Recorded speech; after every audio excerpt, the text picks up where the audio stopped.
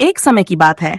एक हरे भरे जंगल में, जहां ऊंचे ऊंचे पेड़, चमचमाती नदियां और रंग बिरंगे जंगली फूल थे, एक खरगोश रहती थी जिसका नाम रोजी था।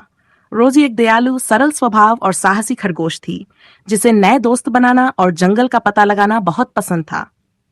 रोजी का जन्मदिन करीब आ रहा था और वह बेहद उत्साहित थी।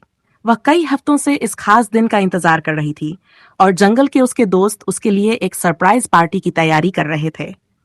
जैसे जैसे वह खास दिन नजदीक आया, रोजी के दोस्त पार्टी की तैयारियों में जुट गए।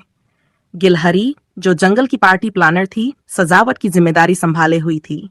उसने पेड़ों पर रंग बिरंगी झालरें और गुब्बारे लगाए और एक सुंदर सा बैनर लगाया जिस पर लिखा था, हैप्पी बर्थडे रोजी। इसी बीच कांटों वाला जंगली जीव हेजहॉग, जो जंगल का सबसे अच्छा रसोइया था, रोजी के पसंदीदा पकवानों से भरा एक शानदार दावत तैयार करने में व्यस्त था।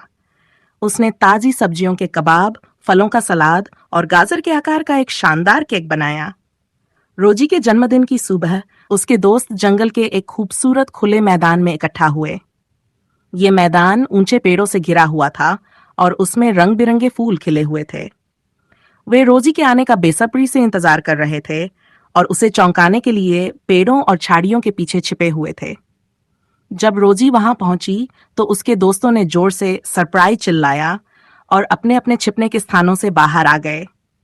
रोजी खुशी और कृतज्ञता से भर गई और उसने अपने हर दोस्त को गले लगाया। पार्टी बेहद शानदार रही। वहां खेलकूद, हंसी मजाक और स्वादिष्ट खाने की भरमार थी। रोजी ने अपने जन्मदिन के केक की मोमबत्तियां बुझाईं और उसके दोस्तों ने मिलकर हैप्पी बर्थडे गीत गाया। जब पार्टी खत्म होने को आई तो रोजी के दोस्त उसके चारों ओर इकट्ठा हुए और उसे उपहार दिए। गिलहरी ने उसे एक सुंदर हाथ से बनी हुई माला दी। हेजहॉग ने उसकी पसंदीदा रेसिपीज की एक किताब दी और बाकी जानवरों ने उसे कार्ड, फूल और अन्य प्यारे तोहफे दिए।